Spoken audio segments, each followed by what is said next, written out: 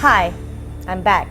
Remember earlier I said that there were 2 stories associated here in this house in Bangkok. I'm going to talk to you now more about the second story, and this one involves staircase. Yeah, everyone has heard creepy stories about staircases.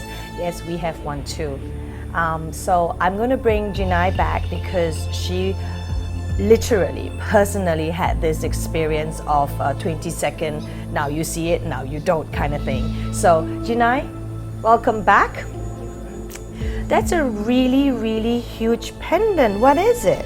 It's a Yamantaka Ru. It's a Ru. And what is a Ru? A Ru is a special Tibetan amulet that is made from a formulation according to the scriptures, and people wear it or carry it as a means of protection. And it's blessed by the monks themselves? Yes. Through many days of prayers and pujas and stuff? Exactly that. Right. It's huge. Yes, I know. One house, 2 stories, big roof. Interesting, huh?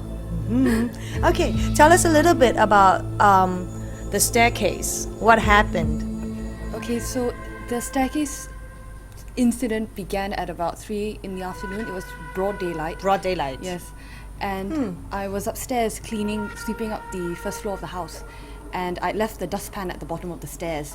So I walked down the stairs to go and retrieve the dustpan, and as you walk down the staircase of the house, the left side of the wall is an entirely glass window, so you can Like big huge windows. Yes, Not big, like small windows you can kind of miss, like, oh, maybe you didn't see it right. The big huge big windows. windows. Okay. Yes.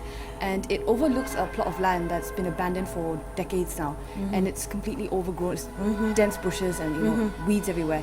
And as I was walking down the stairs, I happened to take a glance to my left into the land, and I saw. Curiosity killed the cat, huh? Yeah, I don't look down there anymore because of what I saw.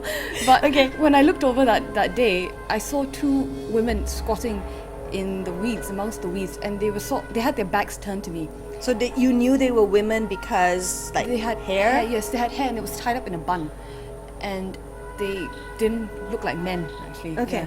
Yeah. So like the old ladies kind of squatting around, doing some house chores kind of thing you saw? It looked like they were moving the leaves around them, Okay. or like the bushes, or picking grass or something. Right. And I didn't really think much of it, but it kind of struck me as odd because that land is actually sealed off by fencing, so there's no way to enter the land or exit the land. So I did for a second wonder why they were in there or how they got in there. But So for as long as you were around, you were in the house before you had this sighting, it's been abandoned land. Yes, and I've never seen anyone in there before. No one in, no one out. No, never. Okay. And we spoke to our neighbours, and they've also told us that no one goes in the land or comes out of it.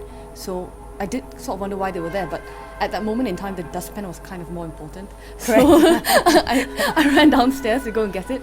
And when I came back up, which was about 5 seconds later, I looked out the window and the 2 women were gone. And between the time when I first seen them to the time when I gone back up the stairs, it was about 10-15 seconds, and they just disappeared.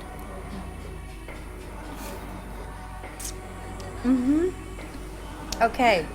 And this happened in broad daylight. In broad daylight, Right. and they had their backs turned to me the whole time, so I never saw their faces. Right. But Did you hear anything? Were they like chatting? Did you hear, or was it just visual? it was just visual, and there was actually no noise. The house was pin drop silence at the time. It was very quiet, and we actually had our windows open, so I was actually looking at them through mosquito net. Right. And if they had been making any noise, I would have heard it, but it was just completely silent. Okay, so if you're as curious as I am, we gotta have a look and go up that stairs and check out this overgrown, abandoned piece of land, but apparently for 15 seconds it wasn't. Okay, Jinai, can you lead the way? Alright, now we are at the top of the stairs where Jinai was coming down to collect the dustpan. Yes.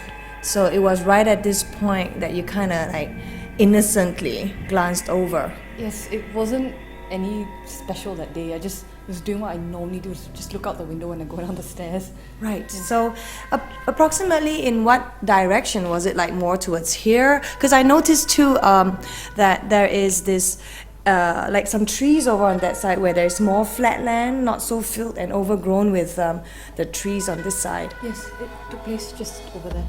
Yes, under the trees that you just spoke of. Okay. And you've not seen them since? No, never seen them since. Or have you not looked out this window since? No, on the one or two occasions that I have dared to look out, they've not been there. Okay. So does this now make you a little bit, I mean honestly, like scared? It's quite a big house. It's quite a big house, and yes, I do get scared sometimes because you don't really know where they're going to pop up. Right. You know, I used to think maybe they wouldn't come in the daytime, but after that incident, I wasn't so sure anymore.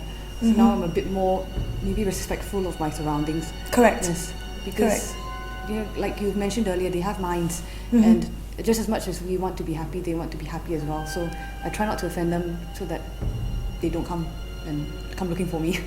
Oh, they're obviously coming, but they don't cause any harm or create any hostile situations. Yes. So tell me,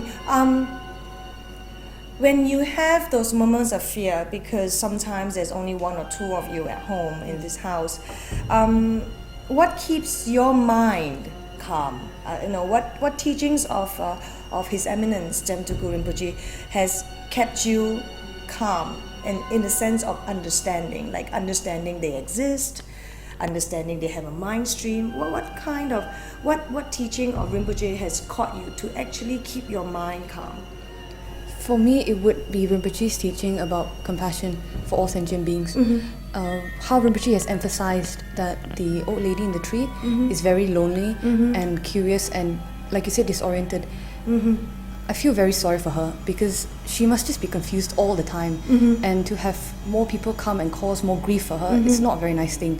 So when I feel a bit scared of the fact that she might be around, I just think about what Rinpoche said, and it's not very fair on her. You know, she has been here for much longer than we have, so we don't really have the right to come and upset her life like that.